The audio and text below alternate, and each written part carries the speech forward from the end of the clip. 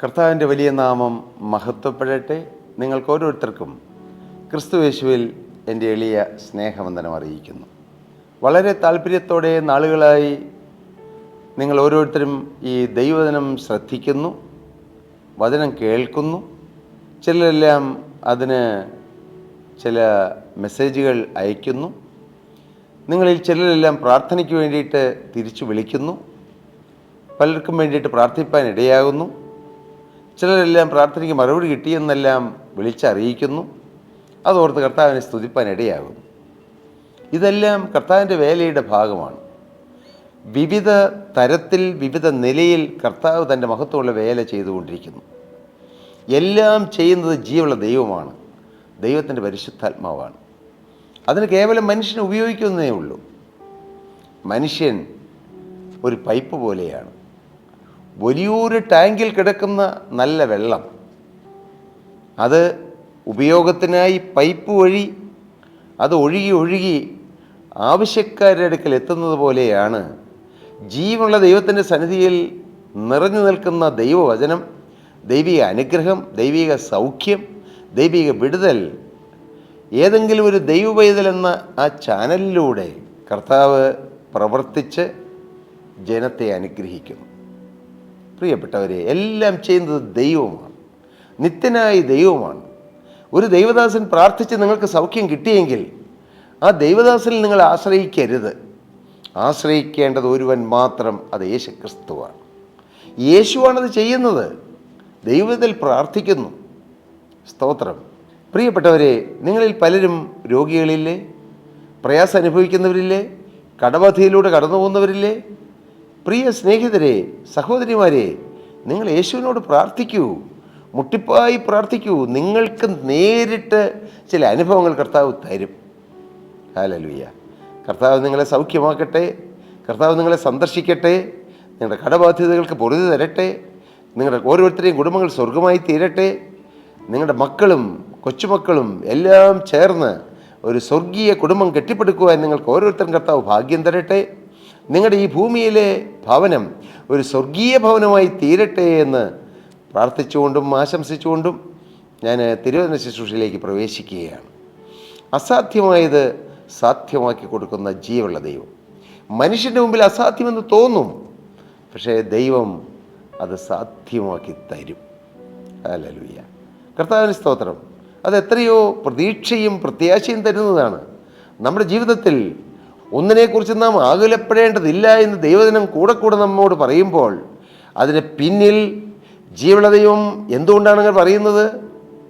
ദൈവം ജീവിക്കുന്നു, ദൈവം പ്രവർത്തിക്കുന്നു എന്നുള്ള ആ വലിയ സത്യം ജനം തിരിച്ചറിഞ്ഞ് ദൈവത്തിൽ ആശ്രയിപ്പാൻ ദൈവം ആഗ്രഹിക്കുന്നു. നമുക്ക് ഇന്ന് ന്യായാധിപന്മാരുടെ പുസ്തകത്തിൽ മനുഷ്യർക്ക് അസാധ്യമായിരുന്ന ഒരു വലിയ കാര്യം ജീവനുള്ള ദൈവം സാധിപ്പിച്ചത് എങ്ങനെയെന്ന് നമുക്ക് ഒന്ന് ചിന്തിക്കാം. ന്യായാധിപന്മാരുടെ പുസ്തകം 7-ാം അധ്യായം അതിൻ്റെ 12-ാമത്തെ വാക്യം. എന്നാൽ മിദ്യാന്യരും അമാലേക്കരും കിഴക്ക് ദേശക്കാരൊക്കെയും വെട്ടുക്കിളി പോലെ അസംഖ്യമായി താഴ്വരയിൽ കിടന്നിരുന്നു. അവരുടെ ഒട്ടകങ്ങളും കടൽക്കരയിലെ മണൽ പോലെ അസംഖ്യം ആയിരുന്നു. വലിയൊരു കൂട്ടം സൈന്യം. ആരൊക്കെയാണ്? കിഴക്ക് ദേശക്കാർ, അമാലേക്കർ, മിദ്യാന്യർ. ഇത് ന്യായാധിപനായിരുന്ന ഗിദെയോൻ കണ്ട ഒരു കാഴ്ചയാണത്.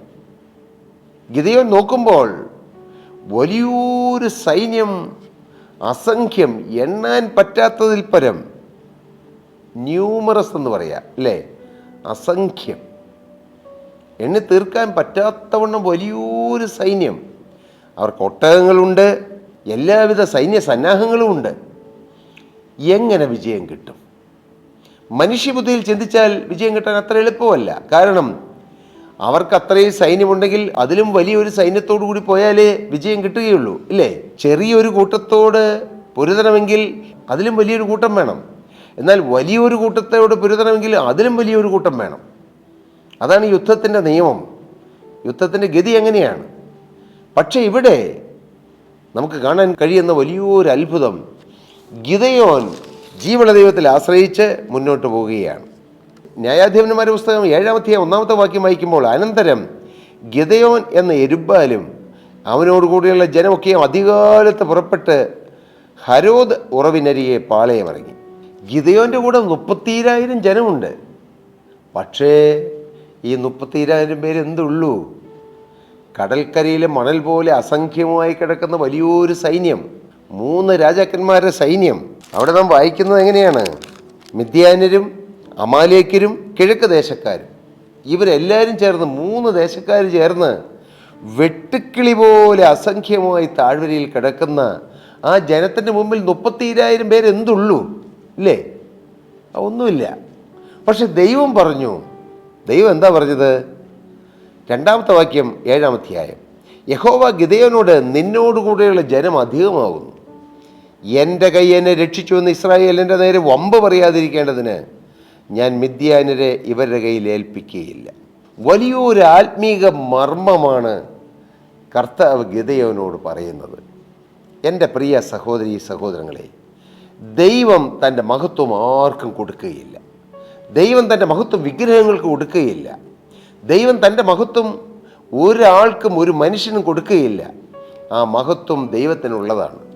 സ്തോത്രം. അതുകൊണ്ട് എൻ്റെ കൈ എന്നെ രക്ഷിച്ചു, ഞാൻ അധ്വാനിച്ച് രക്ഷപ്പെട്ടു, ഞാൻ പഠിച്ച് രക്ഷപ്പെട്ടു, എൻ്റെ കഴിവുകൊണ്ട് ഞാൻ രക്ഷപ്പെട്ടു, എൻ്റെ സാമർഥ്യം കൊണ്ട് ഞാൻ രക്ഷപ്പെട്ടു, എൻ്റെ കഴിവുകൊണ്ട് ഞാൻ പ്രസംഗിക്കുന്നു, ഞാൻ ഒത്തിരി വായിച്ചെൻ്റെ അറിവുകൊണ്ട് ഞാൻ പ്രസംഗിക്കുന്നു. ഇങ്ങനെയൊന്നും പറഞ്ഞ് നാം സ്വയമേവ മഹത്വം എടുക്കുവാൻ ദൈവം നമ്മെക്കുറിച്ച് ആഗ്രഹിക്കുന്നില്ല. ദൈവം പറഞ്ഞു, ജനം അധികമാകുന്നു.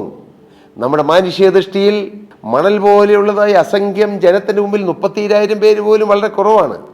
പക്ഷേ ദൈവം പറയുന്നു 32,000 വരുന്ന ജനം അധികമാകുന്നുവെന്ന്. എൻ്റെ പ്രിയപ്പെട്ടവരെ, അല്പം കൊണ്ടോ അധികം കൊണ്ടോ പ്രവർത്തിക്കാൻ നമ്മുടെ ദൈവത്തിന് കഴിയും. ഒരുപക്ഷെ പ്രിയ സ്നേഹിത, നിൻ്റെ കയ്യിൽ ബാങ്ക് ബാലൻസ് ഒരു അല്പമേ കാണുകയുള്ളൂ. നോക്കി വീണ്ടും വീണ്ടും ബാങ്ക് ബാലൻസ് എത്രയാണെന്ന് ചെക്ക് ചെയ്തു. പക്ഷെ അല്പം. എന്നാൽ വലിയൊരു കടമാണ് മുന്നിൽ നിൽക്കുന്നത്. ഈ അല്പം കൊണ്ട് എങ്ങനെ സാധിക്കും? നമ്മുടെ മാനുഷ്യബുദ്ധിയിൽ മനസ്സിലാകുകയില്ല. ഈ കുറച്ച് പൈസ കൊണ്ട് എൻ്റെ കടം മുഴുവൻ വീടിക്കിട്ടും. മകനെ, നിനക്ക് വേണ്ടി ജീവനുള്ളത് ഒരു അത്ഭുതം പ്രവർത്തിച്ചാൽ നിൻ്റെ കടം മുഴുവൻ മാറും. 5 അപ്പമേ ഉള്ളൂ, 2 മീനേ ഉള്ളൂ, ഇതെന്തുള്ളൂ? പക്ഷേ 5 അപ്പം മതി ദൈവത്തിന്, ആ 2 മീൻ മതി ദൈവത്തിന്. 5000 പോഷിപ്പിക്കുവാൻ, 12 കൊട്ട നിറച്ചെടുക്കുവാൻ ദൈവത്തിന് കഴിയും. നാം ആരാധിക്കുന്ന ദൈവം, നാം പിൻപറ്റുന്ന ദൈവം, അവൻ സർവശക്തനായ ദൈവമാണ്. ആ ദൈവത്തിന് അസാധ്യമായതൊന്നുമില്ല. ആ ദൈവം സർവജ്ഞാനിയാണ്, സർവസൈന്യാധിപനാണ്, സർവവ്യാപിയാണ്. ഈ ജീവനുള്ള ദൈവത്തിൽ നാം ആശ്രയിക്കൂ. ഇവിടെ ഗിദെയോനോട് ദൈവം പറഞ്ഞു, ജനം അധികമാവുന്നു എന്ന് പറഞ്ഞു. കർത്താവിന് സ്തോത്രം. 3-ാമത്തെ വാക്യം വായിക്കുമ്പോൾ, ആകയാൽ നീ ചെന്ന് ആർക്കെങ്കിലും ഭയവും ഭീരുത്വവും ഉണ്ടെങ്കിൽ അവൻ ഗിലെയാദ് പർവ്വതത്തിലേക്ക് മടങ്ങിപ്പോയിക്കൊള്ളട്ടെ എന്ന് ജനത്തിൽ പ്രസിദ്ധപ്പെടുത്തുക എന്ന് കൽപ്പിച്ചു. എന്നാറേ ജനത്തിൽ 22,000 പേര് മടങ്ങിപ്പോയി, 10,000 പേര് ശേഷിച്ചു. 32,000 പേരുള്ള ജനത്തിൽ ഭയവും ഭീതിയുള്ളവർ 22,000 പേര്. ഞാൻ പറയട്ടെ, ഭയവും ഭീതിയുള്ളവരെ കൊണ്ട് ദൈവത്തിന് ഒന്നും ചെയ്യാൻ കഴിയുകയില്ല. വലിയൊരു കൂട്ടമുണ്ടെങ്കിലും ഉള്ള ചുരുക്കം ആളുകൾ ഭയമില്ലാത്തവരും ഭീതിയില്ലാത്തവരും വിശ്വാസമുള്ളവരാണെങ്കിൽ അവരെ കൊണ്ട് ദൈവത്തിന് വൻ കാര്യങ്ങൾ ചെയ്യാൻ കഴിയും. പ്രിയ സഹോദരങ്ങളെ, നിങ്ങൾ പിശാചിനെ ഭയപ്പെടുന്നുവോ? നിങ്ങൾക്ക് മുന്നിൽ നിൽക്കുന്ന ചില പ്രതിസന്ധികളെ നിങ്ങൾ ഭയപ്പെടുന്നുവോ? ഭയം കൊണ്ടോ അവിശ്വാസം കൊണ്ടോ ദൈവത്തിന് നമ്മുടെ മേൽ പ്രവർത്തിക്കാൻ കഴിയുകയില്ല. നാം വിശ്വസിക്കണം, എൻ്റെ ദൈവത്തിന് കഴിയും. സൈന്യത്താലല്ല, ശക്തിയാലല്ല, ദൈവത്തിൻ്റെ ആത്മാവിനാൽ ദൈവത്തിന് എനിക്ക് വിജയം തരാൻ കഴിയുമെന്നുള്ള വിശ്വാസം. ജനം മടങ്ങിപ്പോയി, 22,000 പേര് മടങ്ങിപ്പോയി, പിന്നെ 10,000 ഉള്ളൂ. എന്നാൽ 10,000 പേരെയും കൊണ്ട് ഗിദെയോൻ മുന്നോട്ട് പോയോ? പോയില്ല. ദൈവം ഇടപെട്ടു. 4-ാമത്തെ വാക്യം വായിക്കുമ്പോൾ, യഹോവ പിന്നെയും ഗിദെയോനോട്, ജനം ഇനിയും അധികമാകുന്നു, അവരെ വെള്ളത്തിലേക്ക് കൊണ്ടുപോകുക, അവിടെ വെച്ച് ഞാൻ അവരെ പരിശോധിക്കാം. ഇവൻ നിന്നോട് കൂടെ പോരട്ടെ എന്ന് ഞാൻ കൽപ്പിക്കുന്നവൻ പോരട്ടെ, ഇവൻ നിന്നോട് കൂടെ പോരേണ്ട എന്ന് ഞാൻ കൽപ്പിക്കുന്നവൻ പോരേണ്ട എന്ന് കൽപ്പിച്ചു. ഇന്നത്തെ അനേകം സഭകളോടുള്ള ദൈവിക ദൂതാണ് ദൈവം ഇവിടെ തന്നിരിക്കുന്നത്. എല്ലാവരെയും വലിച്ചു കൂട്ടുക. ഇനി വരട്ടെ വരട്ടെ വരട്ടെ, ജനം വരട്ടെ, മറ്റ് സഭകളിൽ നിന്ന് പോലും വരട്ടെ. കുറച്ച് ഇന്നത്തെ ഭാഷയിൽ പറഞ്ഞാൽ മറ്റ് സഭയിലുള്ള ആളുകളെപ്പോലും കൺവിൻസ് ചെയ്ത് കൊണ്ടുവരുന്ന ഒരു കാലഘട്ടം. എന്തിനു പ്രിയരെ? ദൈവം പ്രസാദിക്കുന്നവരെ കൊണ്ടേ ദൈവത്തിന് അത്ഭുതം പ്രവർത്തിക്കാൻ കഴിയൂ. നിങ്ങൾ എത്രമാത്രം ആളുകളെ കൂട്ടിയാലും അവരിൽ മാനസാന്തരം നടക്കണമെങ്കിൽ ജീവനുള്ള ദൈവം വിചാരിക്കണം. ഹല്ലേലൂയ. ഇന്ന് സഭയിലെ അംഗങ്ങളെ വളർത്തുവാൻ എന്തും ചെയ്യുന്ന ഒരു സമൂഹത്തെ നമുക്ക് കാണാൻ കഴിയും. എൻ്റെ സഭയിൽ ഇത്രയാളുണ്ട്, എൻ്റെ സഭയിൽ ഇത്രയായിരം ആളുണ്ട്, എൻ്റെ സഭയിൽ ഇത്രയാളുണ്ടെന്ന് പറയുവാൻ അതിനുവേണ്ടി ഉത്സാഹിക്കേണ്ടെന്നല്ല, അതിനുവേണ്ടി ചില കുതന്ത്രങ്ങൾ മെനയുകയും അതിനുവേണ്ടി ചില ആളുകളെ കൺവിൻസ് ചെയ്യുകയൊക്കെ ചെയ്യുന്നു. എന്നാൽ എൻ്റെ ദൈവം പ്രസാദിക്കുന്ന ആൾ എൻ്റെ സഭയിൽ വന്നാൽ മതിയെന്ന് നിങ്ങൾ എത്ര പേര് പ്രാർത്ഥിക്കും? എൻ്റെ യേശു അയക്കുന്നവർ മതി.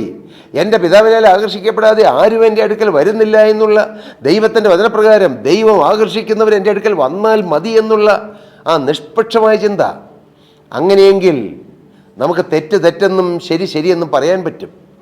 ഇല്ലെങ്കിലോ സഭയിൽ ആൾ കൂടണം എന്നുള്ള ഒരു ചിന്തയെ നമുക്കുണ്ടെങ്കിൽ ജനത്തിനൊരു തെറ്റുണ്ടെങ്കിൽ ചൂണ്ടിക്കാണിക്കാൻ നാം മടിക്കും. കാരണം അവർ ഇടറിപ്പോയാൽ പോയില്ലേ, അവർ സഭ വിട്ടുപോയാൽ പോയി. അതല്ല പ്രിയരെ, ഒരാളുണ്ടെങ്കിൽ പോലും അവരെ സത്യത്തിൽ നടത്തണമെന്നുള്ള ചിന്തയായിരിക്കണം നമുക്ക് ദൈവവേലക്കാർക്ക് വേണ്ടത്. ഞാൻ സാഹചര്യവശാൽ പറയുന്നേ ഉള്ളൂ. ജനത്തെ കൂട്ടാനല്ല, ക്വാണ്ടിറ്റിയിലല്ല, ക്വാളിറ്റിയിലാണ് ദൈവം പ്രസാദിക്കുന്നത്. നമ്മുടെ സഭയിൽ എത്ര പേര് വന്നാലും എത്ര ആളുകളുണ്ടെങ്കിലും അവരിൽ എത്ര പേർ ദൈവരാജ്യത്തിൻ്റെ ഓഹരിക്കാരാണ്, അവരെത്ര പേർ രക്ഷിക്കപ്പെട്ടു, അവരെത്ര പേർ നിത്യജീവൻ്റെ ഓഹരിക്കാരാണ്, അവരെത്ര പേർ ഇന്ന് കടന്നുപോയാൽ ദൈവരാജ്യത്തിലെത്തും, അതാണ് ദൈവം നോക്കുന്നത്. കർത്താവിന് സ്തോത്രം. ഞാൻ സാഹചര്യവശാൽ ഓർപ്പിച്ചെന്നേ ഉള്ളൂ. ദൈവം പറഞ്ഞു ജനം അധികമാകുന്നുവെന്ന്. അവരെ പരീക്ഷിച്ചു. 6-ാമത്തെ വാക്യം, കൈ വായ്ക്ക് വെച്ച് നക്കി കുടിച്ചവരാകെ 300 പേരായിരുന്നു. ഒരു നദിയുടെ അടിയിൽ കൊണ്ടുവന്നു. എന്നാൽ കുറേ പേര് വെള്ളം കൈ വായ്ക്ക് വെച്ച് നക്കി കുടിച്ചവർ 300 പേരായിരുന്നു. ദൈവം പറഞ്ഞ് പട്ടി നക്കി കുടിക്കുമ്പോൾ നാവ് കൊണ്ട് വെള്ളം നക്കി കുടിക്കുന്നവർ. അതൊരു വേറെ വിഷയമായതുകൊണ്ട് അതൊന്ന് വിശദീകരിക്കുന്നില്ല, സമയം മുന്നോട്ട് പോയല്ലോ. ദൈവം വേർതിരിച്ചു. പട്ടി നക്കി കുടിക്കും പോലെ ആ വെള്ളം നക്കി കുടിച്ച 300 പേരെ മാത്രം ദൈവം തിരഞ്ഞെടുത്തു. ആ 300 പേരെ കൊണ്ട് കർത്താവിന് സ്തോത്രം. ഹല്ലേലൂയ. യഹോവ ഗിദെയോനോട് നക്കി കുടിച്ച 300 പേരെ കൊണ്ട് ഞാൻ നിങ്ങളെ രക്ഷിച്ച് മിദ്യാന്യരെ നിൻ്റെ കയ്യിൽ ഏൽപ്പിക്കും. ശേഷം ജനമൊക്കെയും താങ്കളുടെ സ്ഥലത്തേക്ക് മടങ്ങിപ്പോകട്ടെ എന്ന് പറഞ്ഞു. എൻ്റെ പ്രിയപ്പെട്ടവരെ, ദൈവത്തിന് പ്രവർത്തിക്കാൻ അധികമൊന്നും വേണ്ട. മോനെ, നിൻ്റെ ചെറിയ വരുമാനം, നിൻ്റെ ചെറിയ ഒരു ജീവിതം കൊണ്ട് ദൈവത്തിന് വൻ കാര്യങ്ങൾ പ്രവർത്തിക്കാൻ കഴിയും. നീ മനുഷ്യരുടെ മുമ്പിൽ ചെറിയവനെന്ന് നിനക്ക് തോന്നിയാലും നിന്നെക്കൊണ്ട് വൻ കാര്യങ്ങൾ ചെയ്യാൻ ദൈവത്തിന് കഴിയും. നീ ദൈവകരങ്ങൾ സമർപ്പിക്കൂ. ഹല്ലേലൂയ. കർത്താവേ, എന്നെക്കൊണ്ട് ഇന്ന് ഈ കാലഘട്ടത്തിൽ എന്തെല്ലാമാണോ കർത്താവ് ചെയ്യാൻ ആഗ്രഹിക്കുന്നത് അതെല്ലാം നിവർത്തിക്കാൻ കർത്താവ് മനസ്സലിയണമേ എന്ന് പ്രാർത്ഥിക്കണം.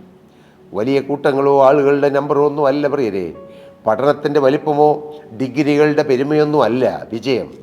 ദൈവത്തിൻ്റെ പരിശുദ്ധാത്മാവ് ഒരുവനിൽ പ്രസാദിച്ചാൽ അവനെ കൊണ്ട് വൻ കാര്യങ്ങൾ ചെയ്യിപ്പിച്ചെടുക്കാൻ ദൈവത്തിന് കഴിയുമെന്ന് ദൈവം ഈ സംഭവത്തിലൂടെ തെളിയിച്ചു. ഹല്ലേലൂയ. ഇന്ന് അവരവരുടെ ചെറിയ കാര്യങ്ങളിൽ നോക്കി നിരാശപ്പെട്ടും ഭാരപ്പെട്ടും എനിക്കിത്രയല്ലേ ഉള്ളൂ, എൻ്റെ പേരും പെരുമയും എൻ്റെ കഴിവും എല്ലാം ചെറുതാണല്ലോ, എൻ്റെ വിദ്യാഭ്യാസം ചെറുതാണല്ലോ, എൻ്റെ പശ്ചാത്തലം ചെറുതാണല്ലോ, എനിക്ക് വലിയ വലിയ ബന്ധങ്ങളൊന്നുമില്ല, എല്ലാം ചെറുത് എന്നോർത്ത് നിരാശപ്പെട്ടിരിക്കുന്നവരാരെങ്കിലും ഉണ്ടെങ്കിൽ കൊടുക്കൂ നിങ്ങളുടെ ആ ചെറുത് യേശുവിൻ്റെ കരങ്ങളിലേക്ക്. ആ ചെറുത് കൊണ്ട് വലിയവ നേടുവാൻ ദൈവത്തിന് കഴിയും. വെറും 300 പേരെ കൊണ്ട് അസംഖ്യമായ വലിയ സൈന്യത്തെ തോൽപ്പിച്ച് ഗിദെയോന് ജയം കൊടുത്ത ജീവനുള്ള ദൈവം മകനെ, പ്രിയമകളെ, നിന്നിൽ ഇറങ്ങി നിന്നുകൊണ്ട് നിൻ്റെ മേൽ വലിയ വിജയങ്ങൾ തരാൻ, വലിയ വിജയ സോപാനങ്ങൾ കീഴടക്കുവാൻ ദൈവം നിന്നെ ഉപയോഗിക്കും. ഈ ഒരു വലിയ സത്യം നിങ്ങൾ അറിയൂ. നിങ്ങളുടെ നിരാശകളോട് യാത്ര പറയൂ, നിങ്ങളുടെ അപകർഷതാബോധത്തോട് യാത്ര പറയൂ, പുറകോട്ട് വലിയുന്ന നിങ്ങളുടെ ചിന്താഗതികളോട് യാത്ര പറയൂ. നിങ്ങൾ യേശുവിന് വേണ്ടി എൻ്റെ ദൈവത്താൽ ഞാൻ മതിൽ ചാടി കടക്കും, എൻ്റെ ദൈവം അത്ഭുതം പ്രവർത്തിക്കുന്നു എന്നുള്ള വിശ്വാസത്തോടെ, ആ ഒരു ധൈര്യത്തോടെ നമുക്ക് മുന്നോട്ട് പോകാം. വെറും 300 പേരെ കൊണ്ട് ഗിദെയോനിലൂടെ വലിയൊരു സൈന്യത്തെ തോൽപ്പിച്ച് ജയം കൊടുത്ത ദൈവം നിങ്ങളെ ഓരോരുത്തരെയും ജയത്തിലേക്ക് നയിക്കട്ടെ എന്ന് പ്രാർത്ഥിച്ചുകൊണ്ട് ഞാൻ എൻ്റെ വാക്കുകളെ നിർത്തുന്നു. ദൈവനാമം എന്നും എന്നേക്കും മഹത്വം എടുക്കുവാൻ ഇടയാകട്ടെ. കർത്താവിന് സ്തോത്രം. പ്രിയ സഹോദരീ സഹോദരങ്ങളെ, നിങ്ങൾക്ക് ഏതെങ്കിലും പ്രാർത്ഥനാ വിഷയങ്ങളോ ഏതെങ്കിലും കാര്യങ്ങൾ ഞങ്ങളുമായി ഷെയർ ചെയ്യാനോ ഉണ്ടെങ്കിൽ താഴെ കാണുന്ന നമ്പറിൽ ഞങ്ങളുമായി ബന്ധപ്പെട്ടാൽ തീർച്ചയായും ഞങ്ങൾ നിങ്ങൾക്ക് വേണ്ടി പ്രാർത്ഥിക്കാം. കർത്താവ് നിങ്ങളെ അനുഗ്രഹിക്കട്ടെ എന്ന് ഞങ്ങൾ വീണ്ടും വീണ്ടും ആശംസിച്ചുകൊണ്ട് വാക്കുകൾ നിർത്തുന്നു. ദൈവനാമം മഹത്വപ്പെടട്ടെ. സ്തോത്രം.